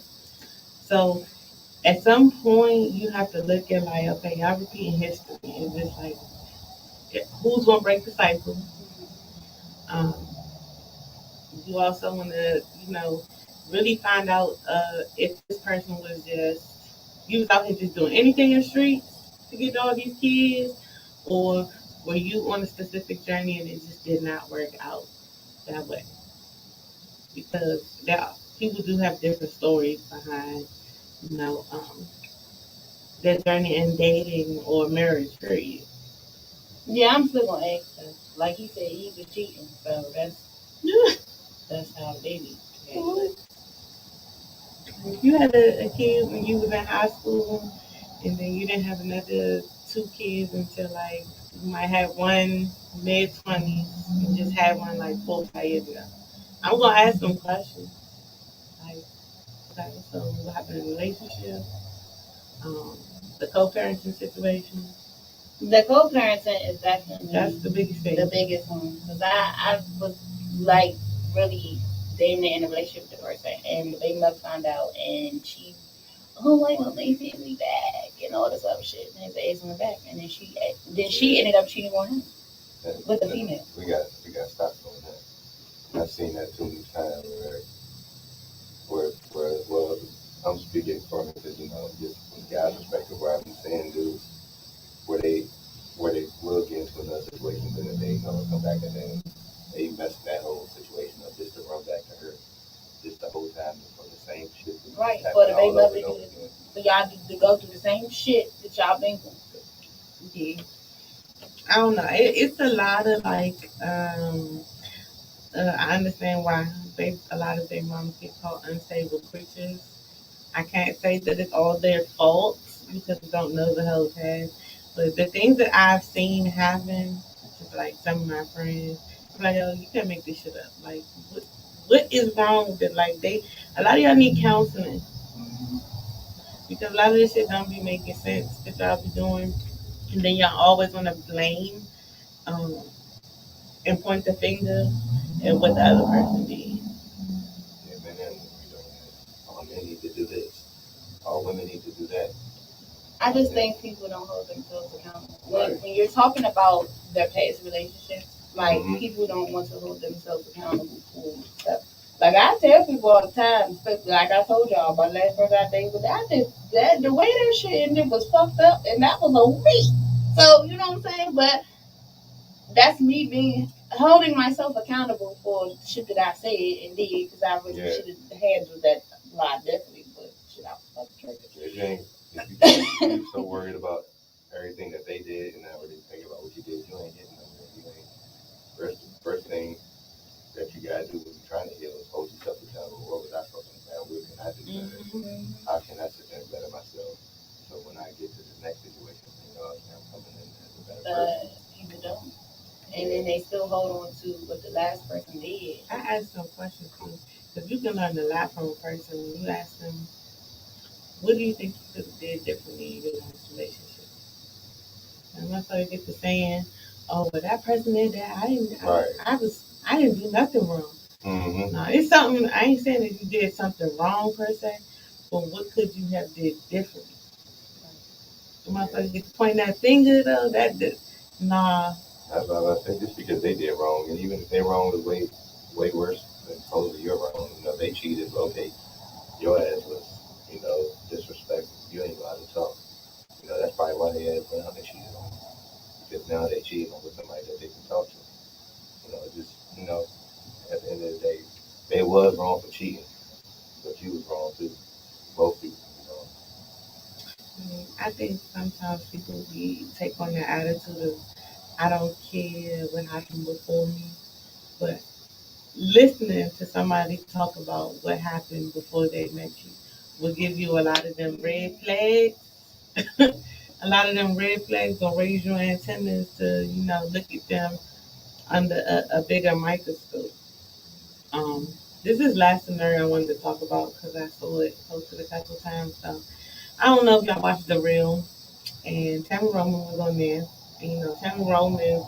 I know exactly. The boyfriend, husband. I think they married, right? They got married secretly or something. But her husband is like 20 years younger than her or something. Something like that. And she said because she didn't want to go through the process of trying to have another kid. I think she had already had like 3 miscarriages with him or something like that. She didn't want to go through that process no more. And he still wants a kid. She said that they could break up for 1 or 2 years. He could have a kid with somebody else, and then once the kid gets here, she would get back with him and help raise the kid. Let me just go ahead and just answer this because I saw this clip of Tammy. It's gonna be no, because here's what you're not thinking about, because this is very selfish. Emotionally connected. This is very selfish because you're not thinking about this child that is going to be thrown into this dynamic. Number one. Number two, first of all, as a man, if he loves you the way he loves you, it's going to be hard for him to just be going out here and trying to find someone to have a baby with. Because in that case, just get a surrogate, and y'all put this baby in this woman and do it like that. That made more sense to me. I mean, like, why would you give him a pass to go sleep with someone? Because what if he falls in love with this other woman? What if he decides he wants to be with this other woman and raise this family with her? Now you look, not only you out here looking stupid, but you by yourself. Now you heartbroken and in your feelings because you feel like that you're doing him a favor. But it's just like this man wants a baby. There are plenty of other ways for y'all to have a baby and not give him the pass to have a relationship with a whole nother woman. Like that doesn't make sense. So no. Yeah, it don't sound like it would work. I mean, so you actually when we think about the situation. Mm-hmm. Yeah, it don't really seem like that would work. Sounds cool, but I don't really feel like it's just gonna go that smoothly. Yeah, you just break up and then have a baby and then we'll get back together again. Because what does he say? Like him meeting other women, like, how do you approach that? Like, what do you say? Most likely, he probably ain't gonna be honest. So you're gonna maybe go into the situation acting like it's something when it's really not that. And who knows? Who knows how it goes after that? Right, because I'm like, now you're bringing this kid comes with a mother, so now you're bringing another woman into the dynamics as well. So I really that's would, risky territory. It's all Highest. So it's like I'm really trying to understand the logic that. Really they supposedly broken up, so they ain't gonna be together. But at the end of the day, if you're talking about getting back together after this child is here, like you're still the mama got to come with the child. Right. You know what I'm saying? So it's like, well, shit, Tammy, bring me some coins. Are you gonna bag this shit up? At this point, I'll be a surrogate. Okay. But I just feel like that is risky territory to be playing with if you really love that person, because there's so much that connects to people when they have a child, emotionally and physically. Then that communication that they're going to have, and then again, like you said, putting a child into that atmosphere, all knowing that it's not going to be smooth, and then you only want to come back into the picture after the child gets here. No. And I feel like it's a surface. It's not a movie. This is not this is real life, Tammy. This is not no movie shit. This ain't Hallmark. Right. It's a surface thought. Like, you really have not really sat and thought about what the hell you said, because that makes no sense whatsoever. Like, this child isn't just, it's hit. Like, this child got to grow up. Mm-hmm. What are you going to tell this child? And I understand that her might not wanting to put herself and her body through that again, because she really did, like, when I think it was while she was on Basketball Wives, she talked about, like, I think they had went through that cycle like 3 times that she had lost a kid. And it is sad, and it does take an emotional toll on you. But after we done seen so many celebrities talk about how they got surrogates, why not make that an option? Or even a dog. I don't know. But I understand him wanting to have his own seed. So I definitely understand his aspect. You gotta think about. This is why I be trying to tell people, when y'all be wanting to stay older. Sound like she don't want no more kids personally. Because I mean, like, if you add in another woman, like you said, a surrogate, I mean, I guess it's one thing, but another woman is actually, so that means she's going to be being brought into the situation, and she's going to probably want to be around her kid too. She ain't just going to get her kid lost. So I mean, it's some deadbeat moms out here, but who the hell want to be? But it's just. because This I is the feel like craziest shit I had I ever feel like heard. with him and just watching him on the show, he doesn't strike me as the type of man that's just gonna be like, all right, let me go out and shoot up somebody's club and have a baby. Like his personality doesn't even come off like that. He really loves Tabby, so it's just like I just don't see how he is comfortable with it. And I really don't think that he is. Like I haven't heard or seen any responses like from his point of view. Um, but when, like you said, when you watch their dynamic and how much he really does love her, I think he also knew that it was a point that he had to consider if am I really gonna have a kid? And especially when they're somebody older than you, and especially when her kids, when her daughter grown, she got grown kids. Yeah, 2 of them. But so we're gonna usually with every guest we play a game, and Miss Fearless Swagger is going to have all the questions for the game. So we're gonna be starting off with first. We're gonna do the names again. Name 3. So it's really supposed to be these are cards from 5-second rule. We don't follow the 5 seconds here clearly, because we all answer the question with you. But each card is gonna say name 3 of something. So these, I don't know, you sound risky. Yeah. So some of them are a little bit riskier than the others. Okay. Okay. Questions. Yeah. A little spicy. Name 3 songs about sex. Yeah, you gotta go first. Yeah. Look off the top. Let me see. All right, wet the bed. Fucked up the sheets.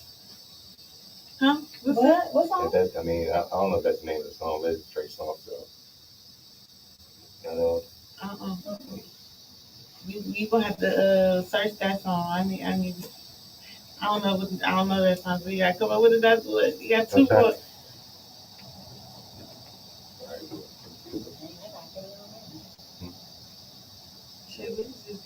Okay, name an artist other than Trey Songz, because I don't know what's on there. You got Color Me Bad, Sexy Love, Silk, Need in My Bed. Come here, bring me back. Who the fuck song is that though? I know that shit is on fucking TikTok. No, that's a real song, and the song is trash, y'all. I just want y'all to know. After she says, "Come here, bring me back the kid," and she gets into the verses, it's real ghetto. Like the whole song is trash. Trey Songz neighbors know my name. What you got? Seems like you ready. Okay. Robert. Versus the it's funny that I had to bring one song by the GOAT. Yeah, good. Don't they be good? I guess that was 3. Tyrese on top of me. I'm gonna play the song for y'all so y'all can know what I'm talking about. Yeah, I don't know what you're talking about. Oh, see, what's that one song with Gucci Man and all of them? The next day. It's something about a hotel room or something like that. Big Lotto. Oh, it's on me? Yeah, because I done named like 8 songs. I thought you was reading off the thing. You didn't took all of my songs. Let me think about what songs I used to play. Anything Chris Brown at this point. Hello. Oh, Chris Brown, Under the Influence. That's a sex song? Yeah. I'm not listening to that. Under the Influence. Oh, yeah. My language speaks to me. Yeah, I love the shit out that song. Yeah, right. What the fuck was I listening to the other day? You thinking all that shit? I am. I don't even know why I'm thinking of. I wanna sit on it. Hey, what's that song by Janae Aiko when she was talking about Big Sean? Pussy Party?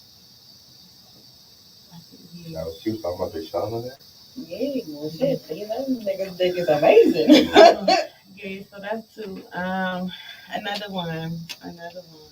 Without looking at my phone, y'all. So I'm gonna be honest with y'all. I don't even really listen to R&B music. Yeah, like Thug in these streets. Yeah, I mean I will listen Pumping to trap it music. when it's time for it, but I can't listen to slow jams in the car, y'all. What's that song? It was by Jackie O. That song old as shit too. Shit, I remember Jackie O, but I can't remember none of her songs. I can't remember the name of it. Kaya. Look, she's bad. All of that. We're just gonna go to the next question. Okay, next question. Yeah, I feel like I was thinking too long. Let me not be saucy.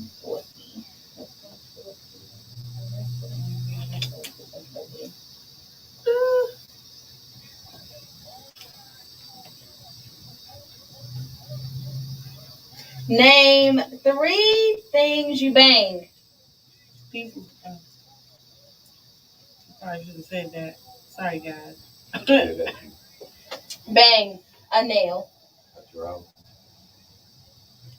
What? A hammer. Okay.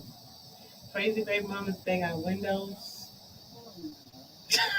Oh no. Models. Yeah, all right, I think that was good. Pies. Cakes. Spicy one.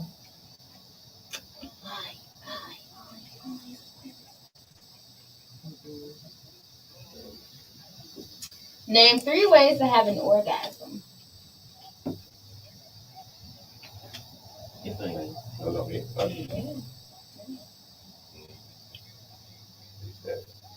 guess it's different for everybody. Yeah, probably is. You gotta get creative. being too high. Shit being too high. Being too high. What you call it? The right whip of air.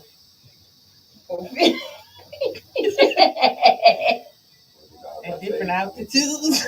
If you hit the spot right, you know, y'all toys. Do anybody in the comments over there have a rose? Have a rose. Most. Yeah, I don't have a rose.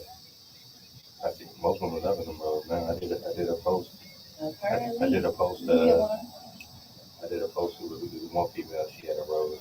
Dude had been calling her on the way home. By the time he got in the house, the rose still on the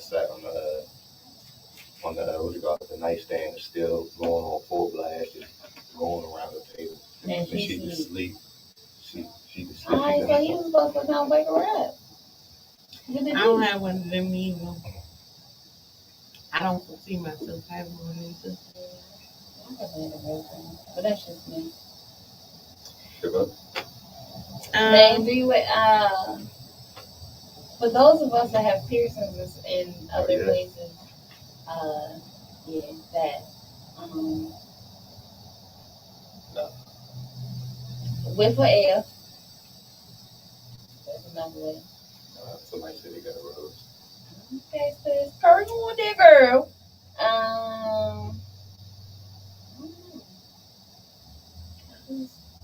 I guess Some about being high in the random places. Yeah, like, I don't know, something about edibles, or when I used to, like, let everybody know I didn't already talk about this, I used to pop pills or whatever. So, certain times, especially if you done had a couple of pills in your system and you've been drinking, people can't even, like, touch you. Like, you can't even, like, don't rub my arm, don't touch my shoulder. They say it's automatic. I don't know what was in them drugs, but I don't know. I feel like if the connect, like your partner, like if the connection is there, like y'all say y'all had sex, but then they touch you a certain way, maybe just me. You ever had somebody look at you so intensely? Or like y'all just touching each other. Oh, right. Y'all better Next get y'all question. some real intense partners. Yeah. That shit hit different. Like 2 cents per picture pounds. Huh? No, I was reading the comments. After a Right. fresh wax, when the egg hit that, woo! Wait a minute. All right. Move right along. I think Phyllis in here just had flashback, y'all. Just had a moment. And Bishop voice, did you wash your coochie today? Okay. Wax some coochie hairs. I don't do Bishop. Yeah. Bishop keeps me entertained. She said, yeah, I take a perk from a leg injury and the pills that be sensitive. Y'all different. I was about to say. I don't know. I mean, me, bro, I don't know. Them days where you really be all hurt, high and drunk, those be the days that I feel like you need. I don't know. Well, maybe I that's ain't what been they able to take different. perk in years. No, I ain't never took one of those. I mean, the only drugs I've ever used is marijuana, so I wouldn't know about anything. All I'm saying is, whoever created ecstasy, I don't know what the fuck they was on to achieve that high, making that drug, but It was different for women. I mean, I feel like them drunken high days, those be the days where it be taking forever. To really get to that Listen, point. no, and that's okay though, because when y'all lit together, listen, it's gonna be an all night. I like them nights like that. Hey, bust it down. Oh my goodness. Next one.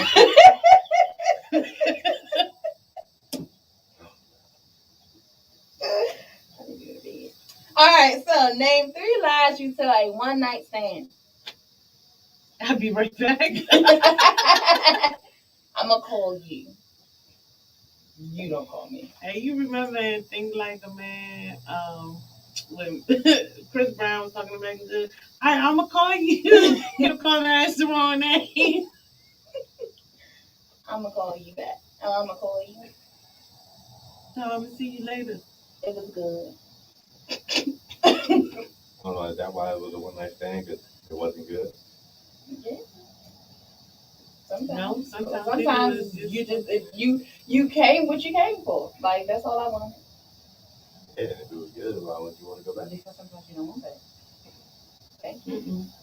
Sometimes you just have a moment where you need to just release some. Yeah, like you just want your energy. nut. Like, okay. And the person that might have answered at that time, you know damn well you do not want to go too far with this person.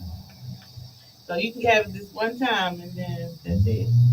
Don't call me, I'll call you. Right. That's one thing, I mean, I ain't gonna lie. I'm trying to think. I don't really think I'm lying to a one night stand.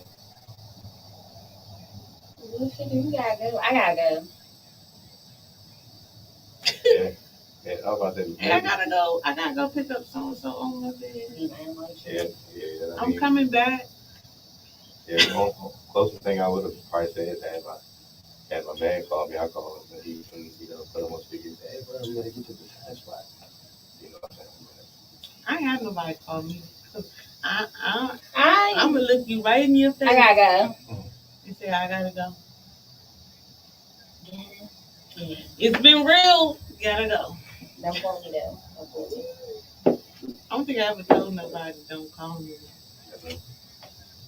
I never told nobody, and that's with somebody that like they must have did something to me for me to say that. Yeah, I don't think I ever told nobody that either. But you can't end up blocked quickly. Yeah, I will block your ass. Okay, strong. She said it's a one night stand, wax sex, and you just don't want it anymore. No. I could be out of town. Sometimes it just be what it is. Like it's a one night stand. You might be out of town, but now you ain't no sneaky links. No, now you got them in store for if you go back to that state. No, don't call me. Don't hit me with no. I'm in your city. I don't give a shit. Have fun.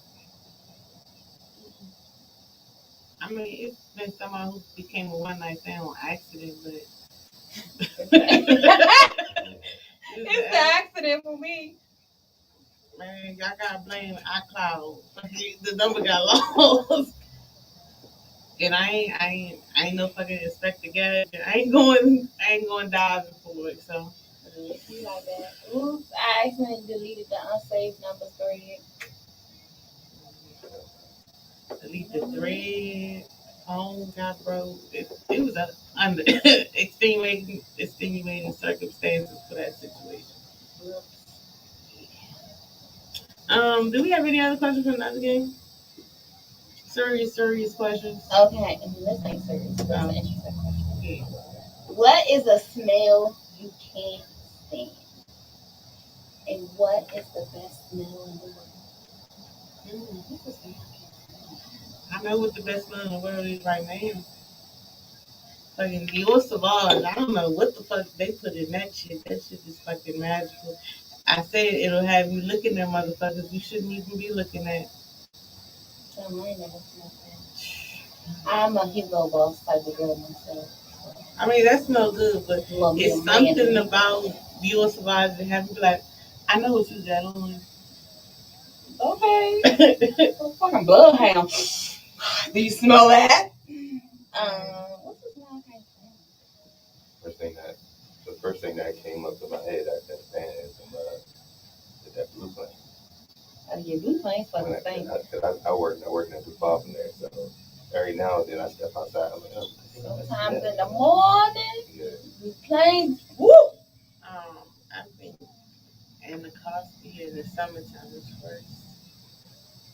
The wolf. The wolf one is high. Some of my students.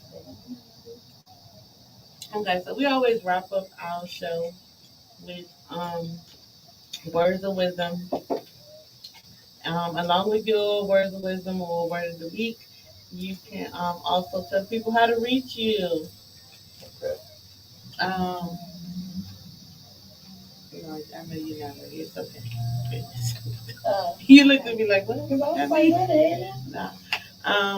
So I will be posting. Huh? It wasn't even a lot of liquor in there today.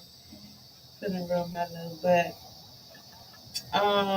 for events this week, I will not be going to events because there's a lot of things happening next week. So I will just post the link to show all the events, and it will be on the podcast page. We want to thank Timo from Off the Top Media for coming through and hanging with us today. Definitely appreciate y'all having me on. Yes, sir. Tell the people how they can reach you. Yeah, y'all already know. Y'all can follow me at Off the Top _media. I'm gonna keep giving y'all updates. For our show that we got every Saturday.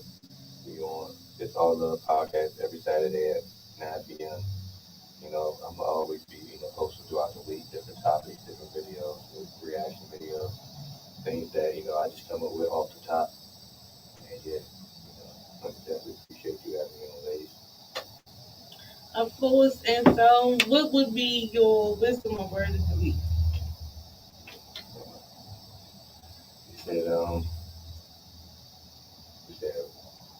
You said what my word would be? My word would be respect. Something that I've been thinking about, basically this whole weekend. From different colleges, different conversations I've had with different people.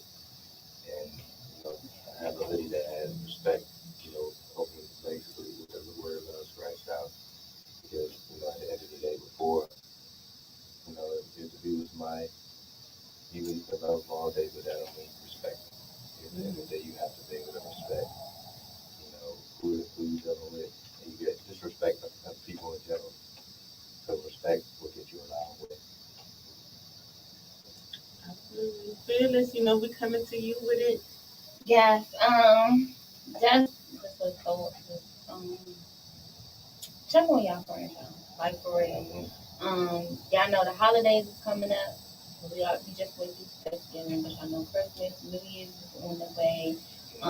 Definitely check on your friends because this is a time where a lot of people struggle mentally and emotionally because maybe the lack of family, and then I don't know what it is about some people who are single and miserable over the holidays.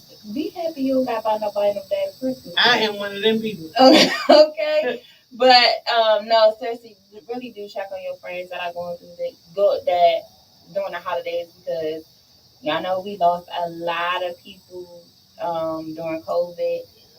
The news was just recently talking about the spike in mental health issues with children, because a lot of children lost parents, grandparents, aunties, uncles, cousins because of COVID, and they are experiencing their first holiday without that person or whatever the case may be. So definitely really check on your friends and check on them strong ones and check on the ones that say that they're okay or they're fine.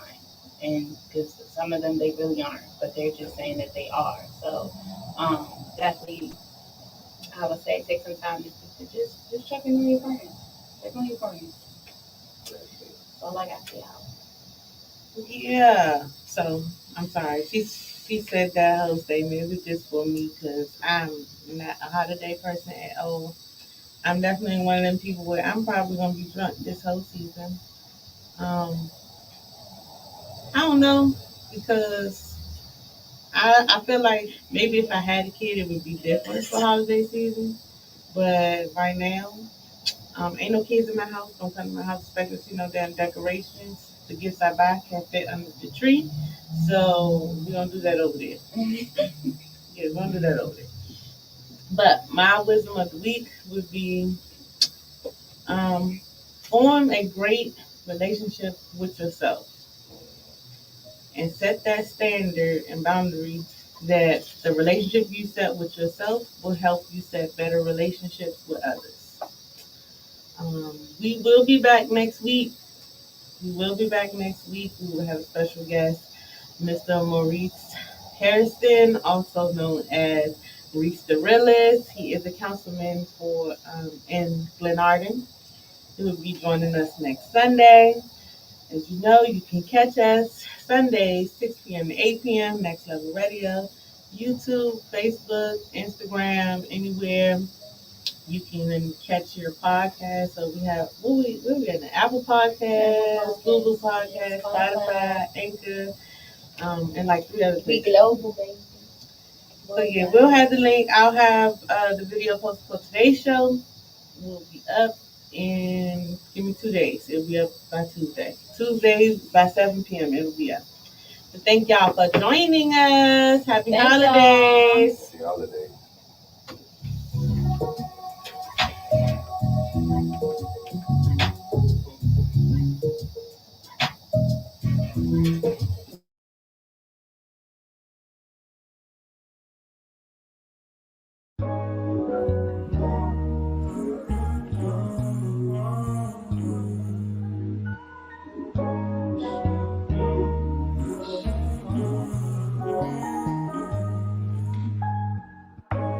Running it back to the back to the back to the bank today.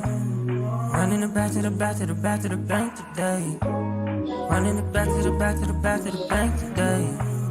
Running it back to the back to the back to the back to the back. Running it back to the bank today. Baby, I'm feeling relaxed today. Gotta go try to relax today. Whoa, whoa. Gotta fill out all my apps today. Cry for my niggas that passed away. Keep me a shooter like Golden State. Whoa, whoa. Been in my bed for some years now. Gotta go out on my tears now. Gotta rebut on my heights. Chest moves. I'm building bread for this. Chosen. Lion Fleet. I'm the one though. Who you know survive guns and gun smoke. Life is good, but it's up and down like a jump rope. Learn balance while gently walking these tight ropes. My skin dark, but my enemy ain't no white folks. Stay real and I hope it give me the right votes. Lines leave you outdid yourself, this the right dose. I'm here to serve all our people, I hope they all cope. Lord knows I ain't finished the skinny die, living timid. My grass got a little green on my own, folks try trimming. Always did for my brothers, I gave them perfect attendance. One game good, but are you good if they jump you? Do it for the hood, they say the hood, they don't love you. They